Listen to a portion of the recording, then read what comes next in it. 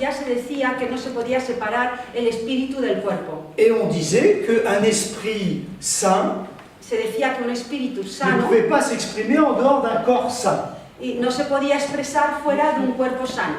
Et donc je vais illustrer cette réalité-là Voy a ilustrar esta realidad en vous parlant de quelque chose de fondamental, hablando de algo fundamental de ce que j'appelle les changements de paradigme. que se llaman los cambios de paradigmas. Vous savez ce que c'est qu'un paradigme? ¿Sabéis lo que es un paradigma? C'est une règle Es una regla qui ne peut pas être expliquée, que no se puede explicar, mais qui va permettre d'étayer tout un raisonnement. pero que va a poder demostrar todo un raciocinio. Et donc je vais vous parler de ce changement de paradigme Entonces qui voy a hablar s'exprime sous trois formes. de este cambio de paradigma que se expresa bajo tres formas. Une première chose qui est très en lien avec l'holistique, Una cosa que está muy vinculada al holístico c'est que tout est vibratoire. es que todo es vibracional. Est-ce que vous saisissez ces conséquences? ¿Captáis las consecuencias que tiene esto? Tout est vibratoire. Todo es vibracional. Cette chaise, Esta silla elle est vibratoire. es vibracional.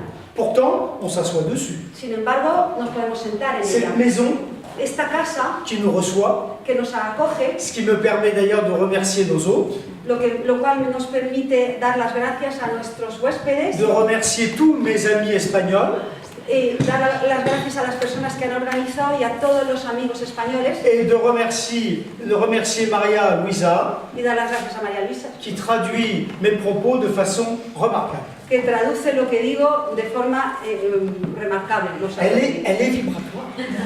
Es vibratoria. Qu'est-ce que ça veut dire tout est vibratoire? ¿Qué quiere decir que todo es vibracional?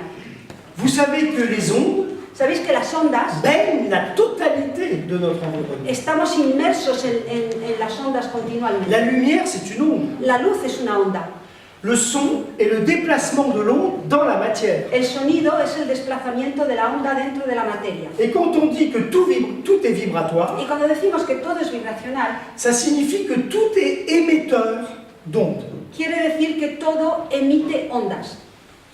Et en fait, ce premier paradigme qui est que tout est ondulatoire, Y este primer paradigma que dice que todo es ondulatorio, que dice que todo es et ondulatorio vibratoire, y vibratorio también, tout va s'exprimer à travers un état qui est l'état de la matière objective, todo se va a expresar a través de la materia objetiva, tout va s'exprimer aussi à travers une matière très subtile, on reviendra dessus, qui s'appelle la matière psychique, y todo también se expresa a través de una materia mucho más sutil, que es la materia psíquica de la que hablaremos también, et tout s'exprime aussi à travers l'état biologique de la matière, qui est l'état liquidien. y todo se expresa también a través del estado líquido de la materia, que es el estado biológico. Si nous regardons l'état physique de la matière, Si miramos lo que es el estado físico de la materia, on ne voit pas la vibration. no vemos la vibración. Si on regarde l'état biologique de la matière, Si miramos el estado biológico de la materia, on voit que les liquides qui occupent 99% de notre corps sont animés de vibrations et de mouvements. vemos que los líquidos, que son el 99% de nuestro cuerpo, están animados por un movimiento. Mais si on regarde l'état psychique de la matière, Pero si miramos el estado psíquico de la materia, on ne le voit pas. no lo vemos. C'est la pensée. Es el pensamiento. Et en fait, le fait de dire que tout est vibratoire, ondulatoire, El hecho de decir que todo es vibracional, Ça veut ondulatorio, ça va nous permettre de relier nos permite vincular d'une façon complète, de forma completa, holistique, holística, les trois états. los Voilà. tres estados de la materia. C'est là où est la première astuce déduite de ce premier paradigme. C'est la première astuce déduite de ce premier paradigme. Y ahí es donde se encuentra el primer truco que deducimos de este paradigma. Donc vous avez bien saisi, premier paradigme, tout est vibratoire. Entonces, ¿habéis captado bien? Primer paradigma, todo es vibracional. Ça va? ¿Bien? C'est ça. Es sencillo.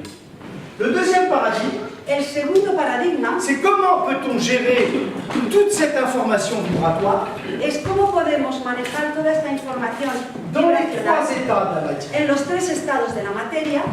Eh bien, on va le gérer d'une façon qui est la façon qui gère le vibratoire, de façon fréquentielle. Entonces lo vamos a manejar de la forma en la que se maneja lo vibracional, que es de forma frecuencial. Vous savez ce que c'est une fréquence? ¿Sabéis lo que es una frecuencia? Quand la calasse chante, Cuando la calas canta, elle va émettre des sons qui ont une certaine fréquence. emite sonidos que tienen cierta frecuencia Et vous, vous allez percevoir ces sons y vais a percibir esos sonidos en fonction de la capacité de votre oreille à percevoir les sons. en función de la capacidad de vuestro oído a percibir los sonidos. Mais on sait aussi, Pero también sabemos par phénomène de résonance, que por fenómeno de resonancia, que certaines vibrations que algunas vibraciones vont avoir une action sur la matière. van a tener una acción sobre la materia. Si vous prenez un verre en cristal, Si coges un vaso de ne cristal le faites pas chez vous, hein, et que vous finalement vous tournez votre doigt légèrement humidifié sur le côté de votre verre, y giras el dedo un poquito humidificado sobre el borde del vaso, à un moment donné, vous allez émettre un son. en un momento dado vais a emitir un sonido. Et ce son, en fonction de sa pureté, Y ese sonido, en función de su pureza, peut entraîner la fracturation du verre. Parce que sur le plan fréquentiel, porque a nivel frecuencial, le son émis el sonido emitido rentre en résonance entra en resonancia avec ce qui a entraîné la stabilisation du cristal. con lo que en principio trajo la estabilización de ese cristal. Ça va? ¿Entendéis? Oui? Ça parle. Parce qu'un verre de cristal qui se casse, c'est quand même pas... Eso es muy obvio porque un vaso de cristal que se rompe no es anodino. Donc, premier paradigme, tout est vibratoire. Primer paradigma, todo es vibracional. Deuxième paradigme, tout va être géré de façon fréquentielle. Segundo paradigma, todo va a ser manejado de forma frecuencial.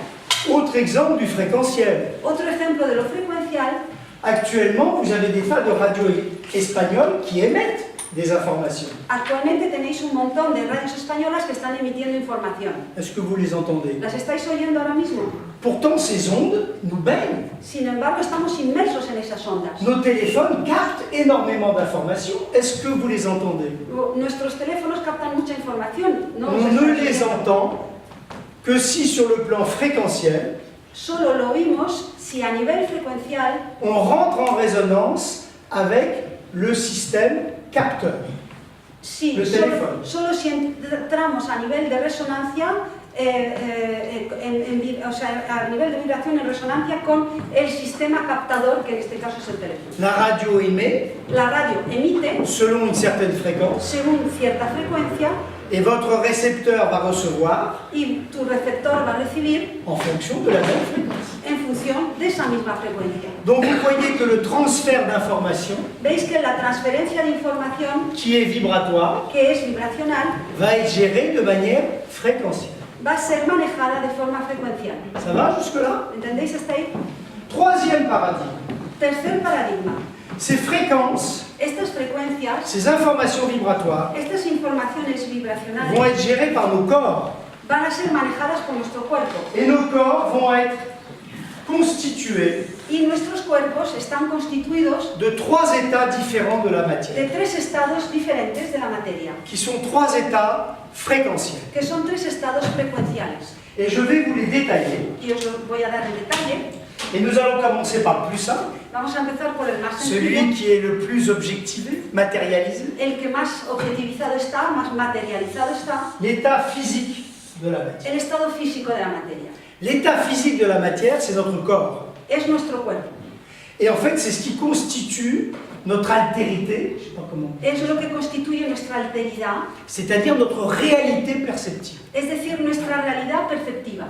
Et donc l'état physique correspond au corps El estado matérialisé, físico corresponde al cuerpo materializado, alors que notre corps, il est fait aussi de tout un assemblage de fonctions qu'on ne voit pas. sin embargo, nuestro cuerpo está hecho todo un conjunto de funciones que no vemos. Donc cet état physique, c'est l'état le plus objectif, Este estado físico es el más objetivo, c'est ce qui constitue notre peau, lo que constituye nuestra piel, notre corps, nuestro cuerpo, au sens physique en el sentido físico, comme au sens biologique. como a nivel biológico. Et moi, je suis dentiste de formation. Yo de formación soy Et vous avez dentista. un état physique de la matière qui est caractéristique, Y tenéis un estado físico que es característico de la ce sont les materia, dents. son los dientes. C'est-à-dire ce sont les parties les plus minérales. Son las partes las más minerales. Mais vous avez des parties physiques qui sont moins minérales, Pero hay algunas partes físicas que son menos les minerales, muscles, les organes, los músculos, los órganos, mais ils sont quand même parfaitement objectivables, donc c'est l'état physique de la matière. pero son perfectamente objetivizables, entonces es el estado físico de la materia. C'est donc le premier état. Esto es el primer estado. C'est celui qui est approché par la médecine depuis des siècles, Este es el estado que considera la medicina. et c'est un état qui correspond parfaitement à l'évolution du temps. Y es un estado que corresponde perfectamente a la evolución del tiempo. Patrick, il a un certain âge aujourd'hui, mais c'est le même qu'il y a 30 ans ou 40 ans. Patrick tiene cierta edad ahora, pero es el mismo que hace 40 años. Par contre, son état physique a changé. Sin embargo, su estado físico ha cambiado. Ceux qui me connaissent depuis longtemps, ils voient bien qu'il y a une Los que évolution. me conocen desde hace un tiempo saben bien que ha habido un cambio. Mais cet état physique-là reste quand même dans la cohérence de Patrick. Pero ese estado físico sigue estando en la coherencia de Patrick. Donc la cohérence de l'état physique, Entonces, la coherencia del estado físico c'est être dépendant du temps es estar dependientes del tiempo et d'être dépendant de son expression spatiale. y también de estar dependiente de la expresión espacial. Je fais 1,90 m, Yo mido 1,90 m. c'est pas vrai. Mais bon, finalement, avec les années, je ne fais plus que 1,35 m. Pero finalmente con los años he bajado a 1,35 Je me déplace beaucoup moins vite. y voy menos rápido. C'est ma dépendance par rapport au spatial. Es mi dependencia en relación a lo espacial. Vous saisissez cette réalité physique? ¿Captáis esta realidad física? Ok. Bien. Donc maintenant, nous allons passer sur le deuxième état. Vamos a pasar al segundo estado. Vous pensiez qu'on allait passer là? Pas du tout, on va passer là. Pensabas que íbamos a ir aquí, no, vamos acá. Et on va passer dans l'état psychique de la matière. Vamos al estado psíquico de la materia. L'état psychique de la matière, c'est pas la psychologie. El estado psíquico de la materia no es la psicología. C'est l'état physique de la matière, El estado físico de la materia, qui est l'état des particules. que es el estado de las partículas. Vous savez ce que c'est que les particules? ¿Sabéis lo que son las partículas? Ce sont les parties les plus infimes de ce que la physique peut objectiver. Es la parte la más infinitamente pequeña que puede objetivizar la física. Et les particules, elles ont une caractéristique, Y las partículas tienen una característica, c'est qu'elles sont libres es que son libres par rapport à l'espace frente al espacio et le temps. y al tiempo. Et en fait, l'état psychique de la matière, Entonces el estado psíquico de la vous materia l'objectivez parfaitement lo objetivizas perfectamente à travers la pensée. a través del pensamiento. Est-ce que vous avez vu des pensées? ¿Habéis visto pensamientos? On ne les voit pas, No los vemos, on les objective pas. no los objetivizamos. Sur les bandes dessinées, vous savez, on dessine le bonhomme qui pense, En los tebeos dibujas la burbuja donde ves el pensamiento del personaje, et on voit que c'est quelque chose qui n'est pas véritablement objectivé. pero ves que es algo que no está objetivizado totalmente. Mais cet état psychique de la matière, Pero este estado psíquico de la materia il fait partie de notre matière. hace parte de nuestra materia. Ce que vous pensez, Lo que piensas, ce que vous êtes profondément au fond de vous, lo que eres profundamente dentro de ti, ça a une influence directe sur votre état physique. tiene una influencia directa sobre tu estado físico. Ça vous explique les dépressions. Eso te explica las depresiones, Ça vous explique ce que la médecine passe son temps à dire, une maladie psychosomatique. y te explica lo que la medicina constantemente Eh llama ben, ce lien, psicosomática. ce Pues lien este vínculo entre l'état psychique et l'état physique de la entre el matière estado psíquico y el estado físico de la materia est un lien qui est vibratoire es un vínculo vibratorio et fréquentiel. y frecuencial. En médecine holistique, on sait très bien que l'esprit a une influence sur le corps. En medicina holística se sabe muy bien que el espíritu tiene una influencia On sobre el cuerpo. l'accepte depuis des millénaires. Se acepta desde hace miles de años. Mais avec cette vision qui est une vision qui appartient à la physique quantique, Pero con esta visión que pertenece a la física cuántica, on peut se permettre aujourd'hui de comprendre hoy en día podemos comprender le lien qu'il y a entre l'état psychique el vínculo que et hay l'état physique. entre el estado psíquico y el estado físico. Ça va jusque-là? ¿Bien hasta ahora? Là, je sens que Ça chauffe. Bon. Siento que está la cosa calentando. Et donc, comment cet état psychique va s'incarner?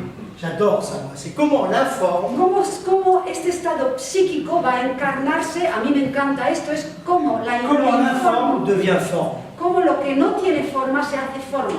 Ça, c'est un vaste problème. Esto es un problema inmenso. Et bien, c'est par l'intermédiaire de ce troisième état, Pues es por el intermediario de este tercer estado, qui est l'état biologique de la que matière. es el estado biológico de la materia. Alors, je vous ai dessiné un petit bonhomme. Os he dibujado aquí un muñeco, Je ne désigne personne. no quiero que nombrar a nadie, Et vous remarquerez que j'ai dessiné de façon didactique y he dibujado de forma didáctica la présence du psychique au niveau de la tête, la presencia de lo psíquico a nivel de la cabeza, du physique au niveau du bassin, de lo físico a nivel de la pelvis, et j'ai laissé le biologique au niveau de la poitrine. y he dejado lo biológico a nivel del pecho. Et donc on va parler de l'intelligence du cœur. Y ahora vamos a hablar de la inteligencia del corazón. Mais cet état biologique, Pero este- l'intelligence du cœur, Pero este estado biológico, la inteligencia del corazón, c'est un état qui est vécu dans notre corps, es un estado que es vivenciado en nuestro cuerpo dans ce qu'on appelle l'état liquidien. en lo que se le llama el estado líquido. Et donc je vais vous poser une question, on est tous allés à l'école. Oui. Qu'est-ce qu'on vous a appris à l'école? Combien nous sommes faits d'eau? Y entonces os voy a preguntar Dos, una cosa que se pregunta en H2O. en el colegio que hemos aprendido todos es de cuánto estamos compuestos de agua. Combien? ¿Cuánto? Bon. 14, Ah, quand ouais, mais ça, c'est elle triche. ella ya lo sabe. En el colegio hice Non, on a tous appris 70 à 75%. Voilà, hemos aprendido todos en el colegio 70-75%, ¿verdad? Oui? Sí. Bon, c'est bien, ça me rassure. Donc en Espagne, on est comme en Sí, France. eso me tranquiliza. En España dicen las mismas tonterías que en Francia.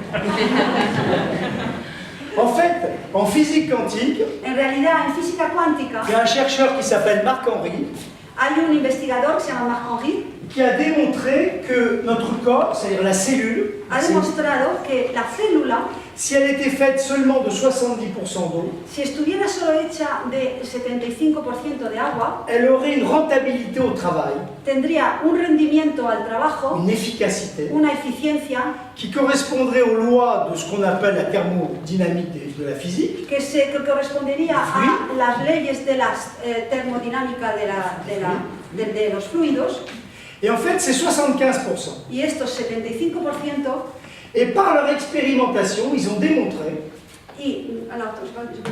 donc une cellule, on estime que ça devrait avoir une se rentabilité estima que debe tener una rentabilidad de de 75%. 75%. Et en fait, ça correspond aux lois physiques de la thermodynamique des Y fluides. entonces esto corresponde a las leyes de la termodinámica de los Et à fluidos l'image que l'on a de la réalité matérielle. y a la imagen que se tiene de la realidad material. Et Marc-Henri a démontré Y Marc-Henri ha demostrado que la rentabilité, c'est-à-dire l'efficacité d'une cellule, que la rentabilidad, es decir, la eficiencia de una célula, c'est 99%. es 99%. Ça signifie qu'une cellule Quiere ne decir fonctionne que pas una célula no funciona selon les lois de la thermodynamique des fluides. basada en las leyes de la termodinámica de los fluidos. Elle fonctionne selon les lois quantiques, Funciona bajo las leyes cuánticas, en dehors du temps fuera del tiempo et de l'espace. y del espacio. Et en fait, cette réalité-là, Esa realidad elle est liée à l'état biologique de la matière, c'est-à-dire au liquidien. está conectada con el estado biológico de la materia, es decir, con lo líquido. Et je vais vous expliquer pourquoi. Y os voy a explicar por qué. C'est magique.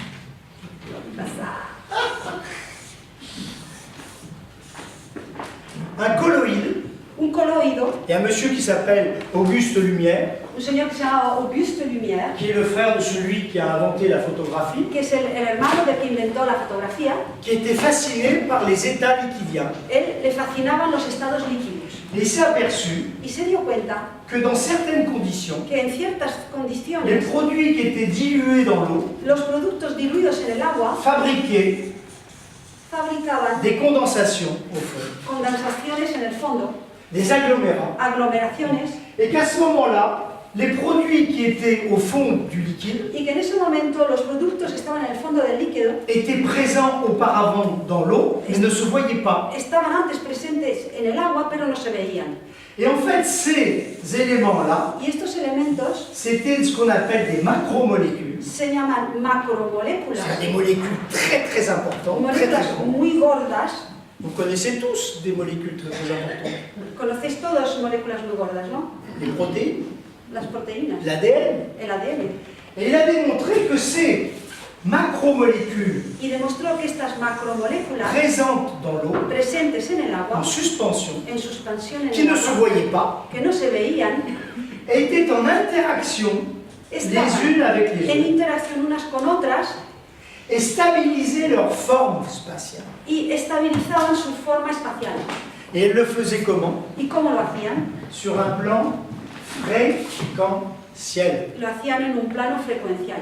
Le vibratoire va être géré sur le plan fréquentiel. Lo vibratorio va a ser manejado a nivel Il va frecuencial, donc être géré dans l'état liquidien, c'est-à-dire dans l'état biologique. entonces va a ser manejado en el líquido, es decir, en el estado biológico, Il va stabiliser la forme des ADN. va a estabilizar la forma de los ADNs, Et vous savez que l'ADN est à l'origine de la fabrication de toutes les protéines qui constituent notre corps. y sabéis que el ADN está en el origen de la fabricación de todas las proteínas Et que donc constituyen nuestro cuerpo. le biologique sert d'intermédiaire Lo biológico sirve de intermediario entre l'état quantique, comme on dit quantique, en el estado, entre el estado cuántico, quantico, C-U-A-N, C-U-A, ouais. C-U-A-N, C-U-A-N. T-I-C. Et c'est bon, hein, sert d'intermédiaire entre l'état quantico Sirve intermediario entre el estado cuántico et l'état physico. Il y a un S. y el estado físico. Muy Vous bien. saisissez? ¿Entendéis? C'est ça qui est fantastique. Eso es lo fantástico. C'est-à-dire vos trois paradigmes que nous avons énoncés tout à l'heure Es decir, que estos tres paradigmas que hemos nous enunciado al permettent de principio comprendre nos permiten comprender comment l'informe, cómo lo informe, ce qui n'est pas perceptible, lo que no es perceptible, devient forme. se hace forma.